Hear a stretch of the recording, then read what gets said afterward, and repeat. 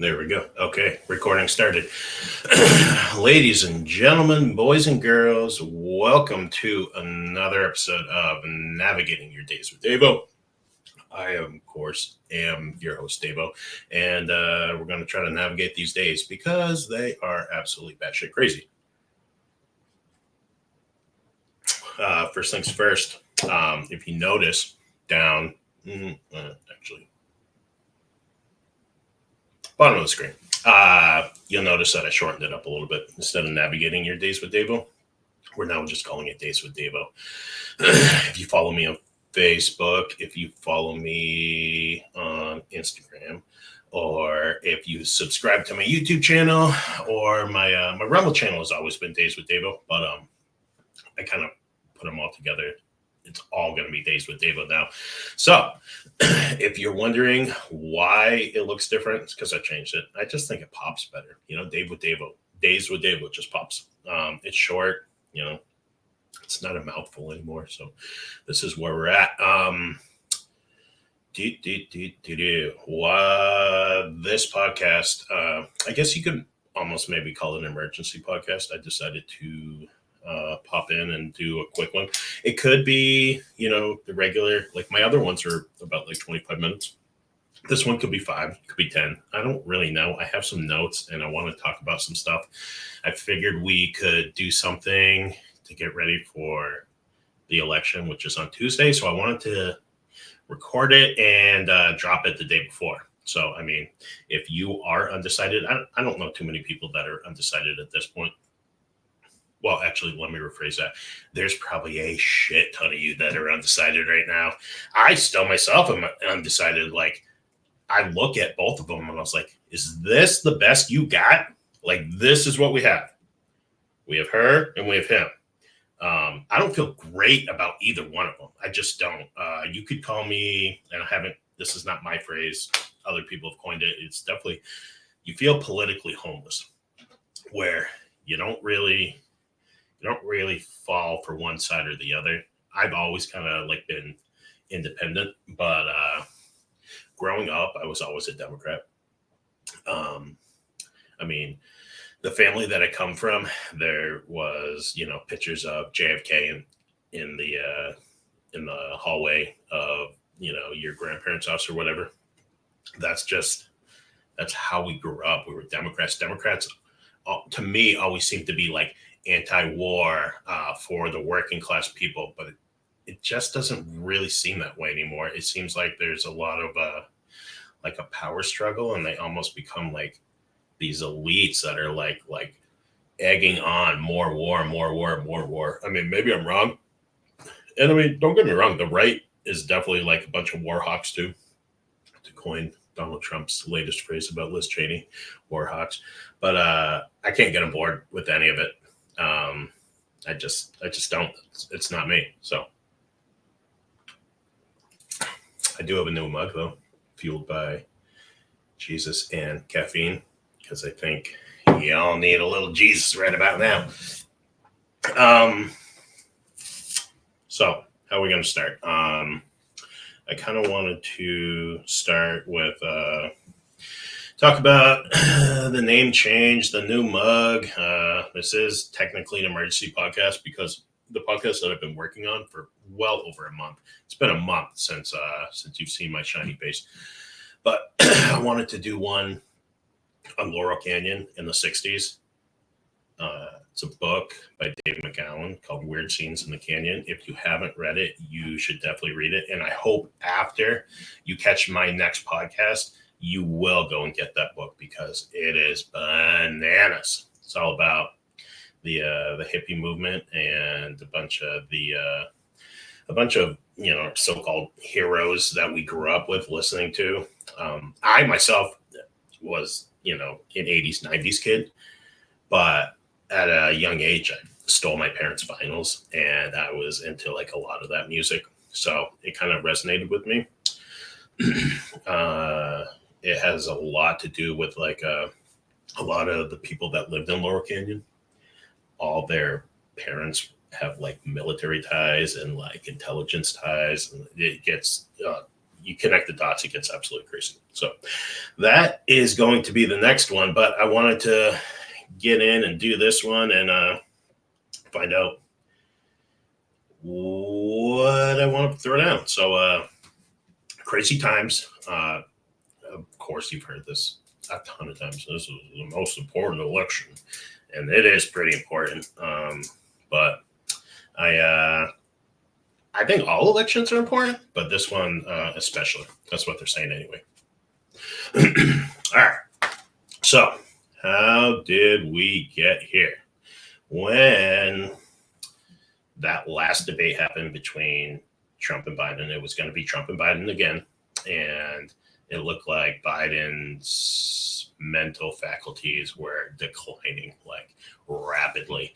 So after that, it kind of seemed like he was gonna move. He was gonna move out. Like they were gonna do something. They obviously couldn't run him again.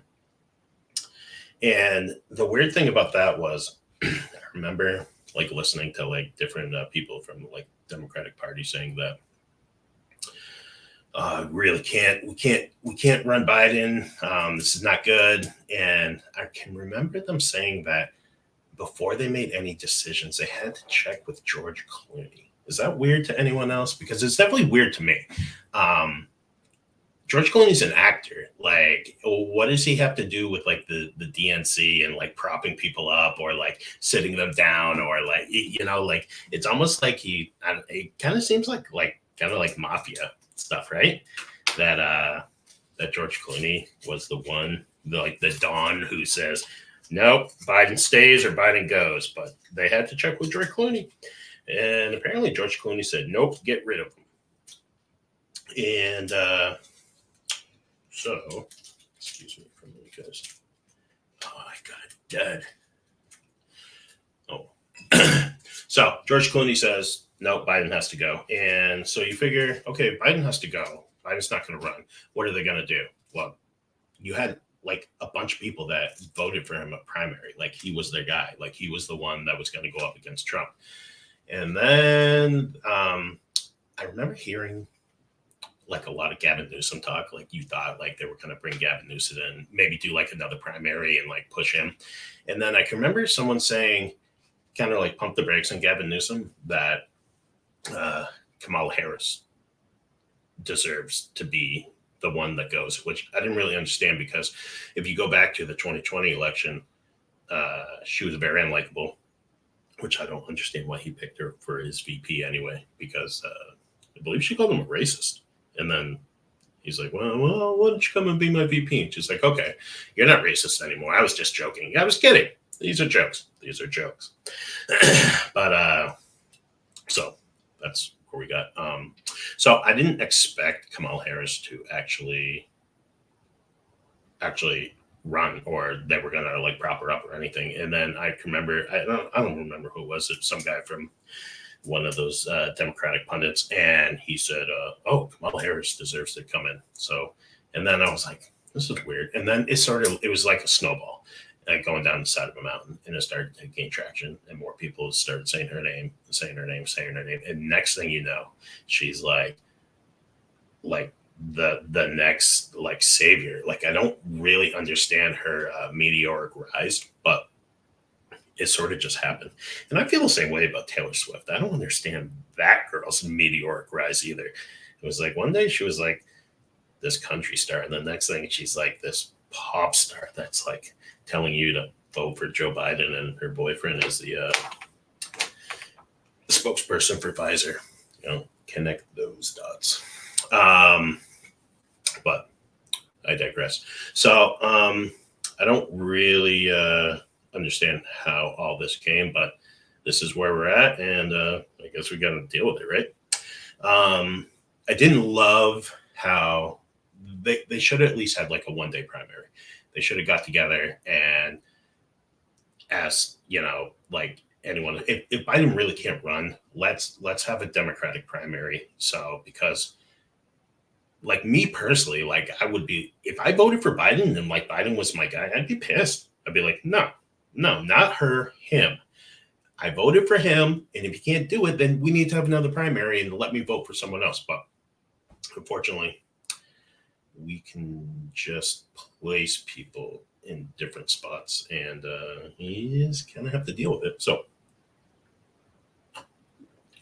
one of the things I don't like about the whole thing, um, if you notice, all the celebrities are all coming out for Kamala Harris, um, and I tend to like my conspiracy radar goes up whenever I see that. They're all coming out saying that Trump is the devil, which he possibly could. I honestly, I think he might be the Antichrist. I mean, I've looked into like a lot of stuff, and there's a lot of like mysticism like around him. Um, like the day he was born and like different things, like different planets that are aligned. There's a lot of people that have done like really good investigation into it. I haven't. I've just sort of listened to it, but the stuff kind of makes sense. It's like a lot to do with like numerology and stuff, but it's something to look into. But ooh, excuse me. With that being said, um, all the celebrities that come out and like go one way, I generally like. It kind of raises a red flag with me. I was like, no, don't like that. All right. Oh no. Sorry guys, I'm a little disorganized. That one's done. All right. Oh, one thing about Harris that I don't love is that the whole McDonald's thing, and I mean Trump made a big thing about it, and he made a spectacle of it, and then he worked at McDonald's, to show that he's worked at McDonald's when he called her out for not working there. That picture that's floating around where it shows Harris as a young girl in her McDonald's uniform, that's AI. They superimposed her head on some white girl, so that's face. That's space. That's false.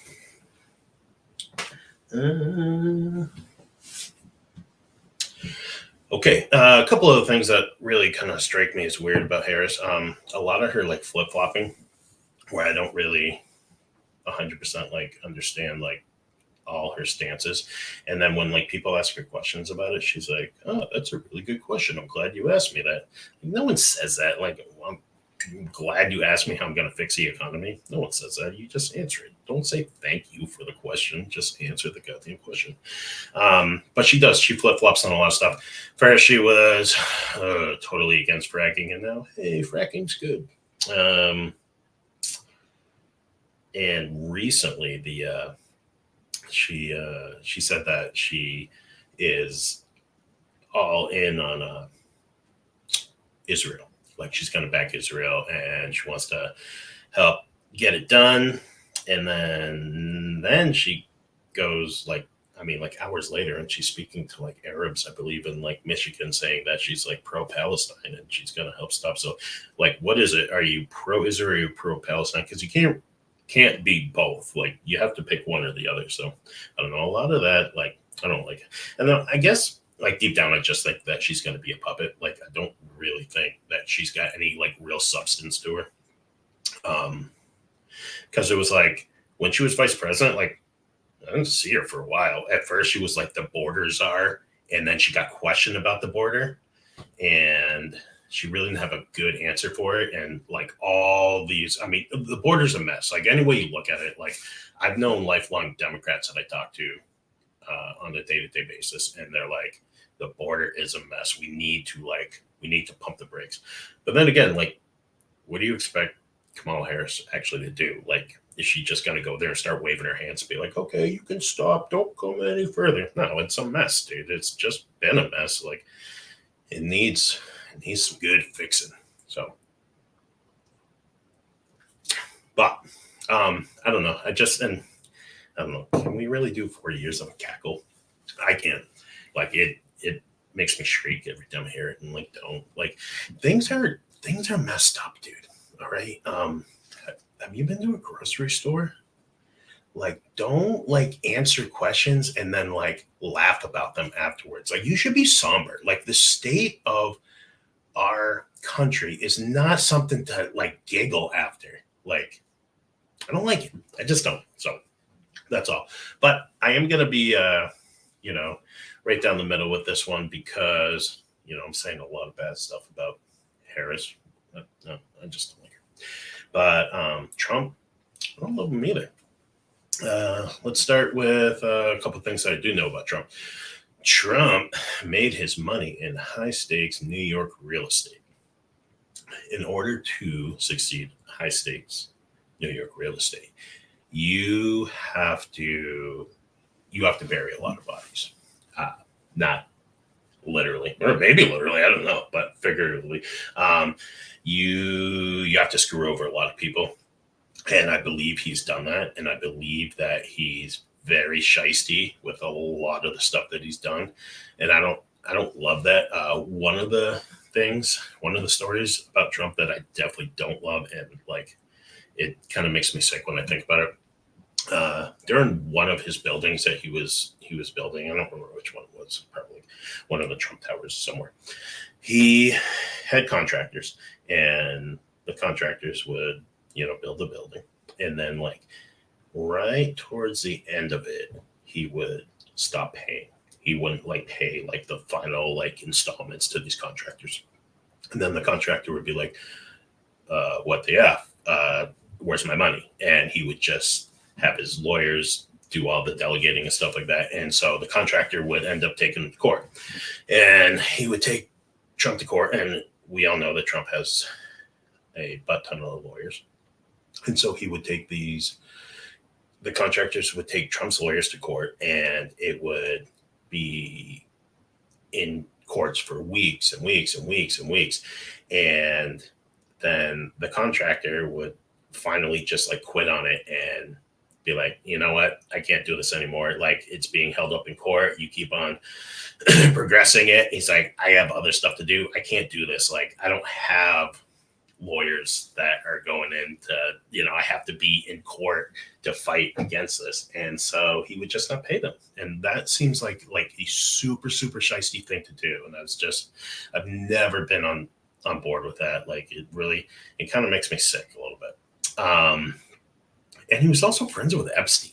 And I understand like everyone's saying, oh no, he only flew on his plane once, and he just got a ride from New York to Florida, yada yada. And I'm like, yeah, maybe, but there was probably like a bunch of like weird stuff that he did with Epstein while they were friends. Like I understand there's no evidence, and like no one can really hold him accountable for anything, but like there's like a lot of those girls say that during the whole Epstein thing, when Ghislaine Maxwell was like finding these girls, Trump's wife was sitting shotgun. Like they were they were both like in on it.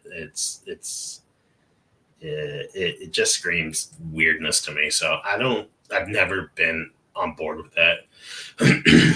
His mentor was Roy Cohn. If you know anything about Roy Cohn was super, super douche. That dude was the lawyer for the McCarthy hearings during the Red Scare stuff that went on. And Roy Cohn was known for his blackmail parties. Like a lot of these, like the sexual blackmail with Epstein, like Epstein didn't start this stuff. This stuff has been going on since the 40s, but Cohn kind of did a lot of it. There was like a special room in in the Crown Plaza Hotel where him and like a certain like bishop and like a bunch of like other guys, Jagger Hoover, they would have blackmail parties in there. And so for like Roy Cohn to be your mentor, there's something wrong. That's a huge red flag. I also didn't like Project Warp Speed during COVID and the lockdowns. I've never once agreed with it. And because I put this stuff on YouTube, I'm not actually going to say that word, that V word, the word, from the plague from 2020. A lot of people call it the jab, and that's how you kind of get away with it. But I hate that word. I hate when people are like, oh, the jab, the jab, the jab. It's stupid. So we're just going to call it that gene therapy that made some people sick and some people not sick, and didn't really work that well. My own opinion. But he created that. So like also when you really get down to it, I can remember during the 2020 election, and Trump was coming up with Project Warp Speed, and I can remember a lot of like the Democrats saying, like, I believe it was after the election that they're like, oh, we, we're not going to get that shot. We're not going to take that, yada, yada, yada. We're not taking Trump's medicine. And then Trump gets out, Biden gets in. And then that same gene therapy, they didn't come up with a new one. The same one is being used under Project Warp Speed. The same one is being used, and then they want everyone to get it, where they want you to get a what's the word I'm looking for? They wanted you to get a card. Remember, like, and if you didn't have the card, they were almost going to make it so you couldn't work, you couldn't fly. Like a lot of nurses that didn't take it, they lost their job.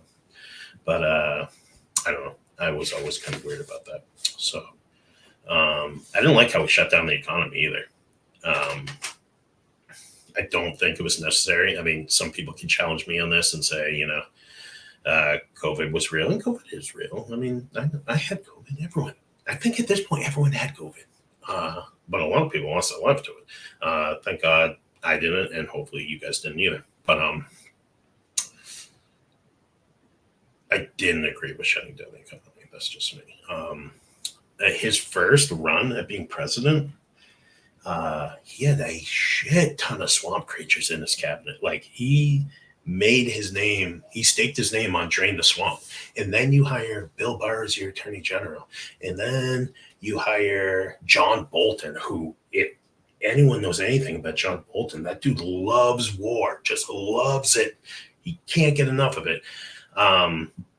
So like a lot of like his people he had in his cabinet, I just didn't like. And I mean, recently he came out on Rogan and he said, he made bad decisions. No shit, dude. You made a shit ton of bad decisions.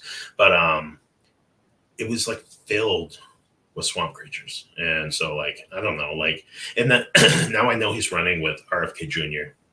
and like a health initiative. I kind of like that. Like I'm on board with that. But also like, how much do I believe is actually going to happen when you're a big pharma lobbyist, like speaking in your ear all the time? Like there's too much money in politics. Like, are we really going to get anything done? Like, and I'm just so sick of every election cycle be like, I'm going to do this, I'm going to do this. And then you don't do any of that. And then I get sad and I listen to, like Toad the Wet Sprocket. I get all emotional. But, okay, so another thing about his first term that I didn't like was I didn't like when I'm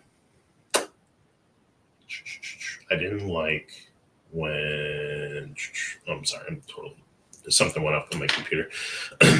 He wanted to start like this pre-crime initiative where, Minority Report. It's called the National Disruption / Early Engagement Program. And what that did was they wanted to use facial recognition and they wanted to use social media to be able to like profile like a lot of like that. I mean, the way that they sold it to us was, oh, we're going to stop school shooters before it ever happens. Yada, yada, yada. And I mean, that's great. Like no one wants school shooters. It's very scary. And especially as a parent, it's very scary. But I also don't like you taking away like civil liberties that we have.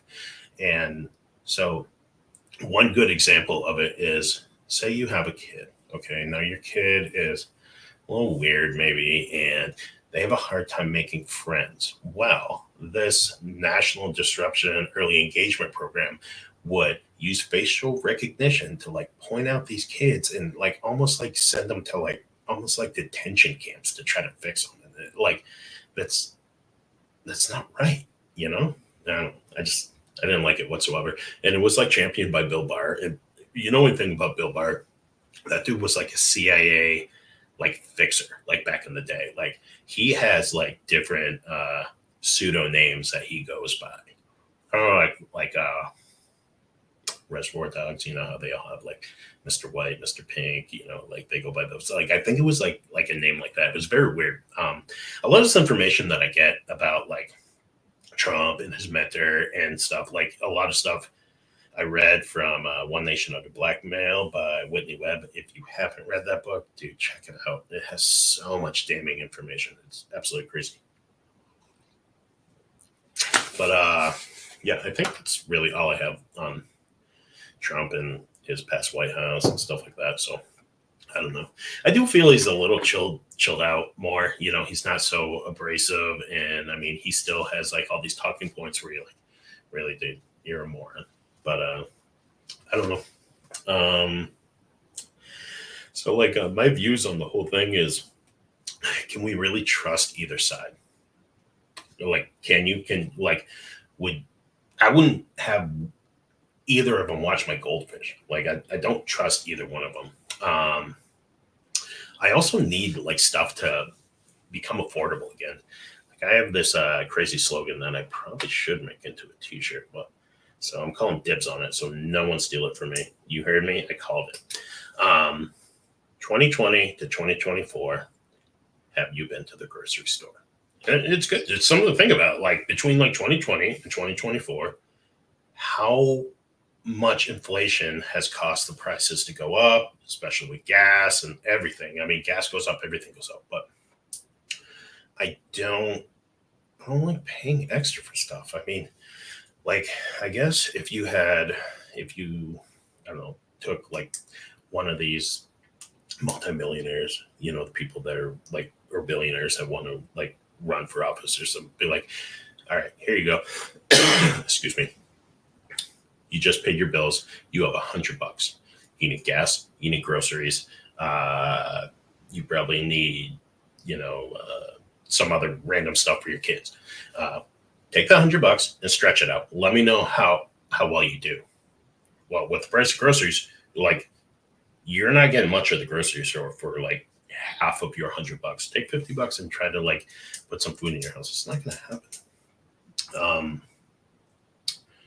But I also feel like both sides are like have like not once gone against what Israel wants to do, and I mean it's genocide. Like they want to commit genocide, and both sides have like said no, no matter whatever you have to do to get it done, we're going to stand behind you. Like to me, that's a no. We're no. If you really like look into like a lot of stuff, like in a lot of wars and a lot of stuff, like the state of Israel since they've become the state of Israel, like they've been kind of like in a lot of it. And I think all the prodding and poking with Iran, it's gonna end up in something scary and potentially World War III. So don't like it. And that's both sides. Like they're both. So like, what do we do? I don't know. And both sides kind of want to like stifle speech, whether they call it hate speech or they call it free speech or whatever, or they call it anti-Semitic speech. All speech should be allowed. Whether you consider hate speech, I don't like it, but it should be allowed. Like you can't just like stifle speech. Like, don't like it at all. Other than that, we need to get money out of politics. We need to get back to a democracy and less of an oligarchy. Because if we continue to keep money in politics, we're just going to keep doing the same thing over and over and over. The definition of insanity is doing the same thing over and over and expecting a different outcome. That's kind of like what we do here. Like we're just doing the same thing over and over, and nothing changes. Nothing. But I do have a quote. Oh man, I'm sorry that I want to put out. I saved, and it was a really good one, and now I bet I lost it. That's sad to me. Where did you go? Give me one more minute.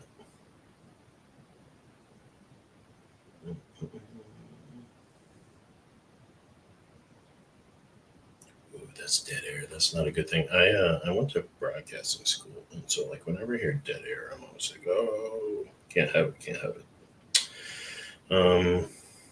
Shoot, I think I lost it. Oh, found it. Cool. All right. Sorry about that, guys. Many will appear to have lost their souls in these final days. So intense will the nature of the changes be that those who are weak in spiritual awareness will go insane. For we are nothing without spirit. Hoppy prophecy.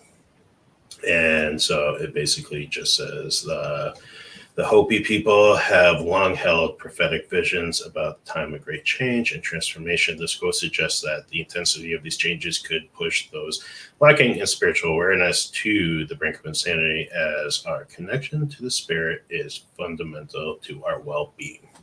Well said. So yeah, to wrap this all up, I think as crazy as things are going to get, because they're going to get crazy. Do you think this election is going to be wrapped up overnight? It's not. It's going to be drug out, and it's going to be weird. Things are already weird. There's like ballot boxes on fire. There's people in battleground states that are like telling people they have to leave, like for early voting. Like there's so much weird like crap going on that you kind of have to be balanced. You have to be centered. Get some meditation in, get in touch with your spirit, because things are going to get a little crazy. I hope they don't. And I hope everyone's happy with the outcome, but we know that's not going to happen. So now I guess I should probably tell you who I plan on voting for.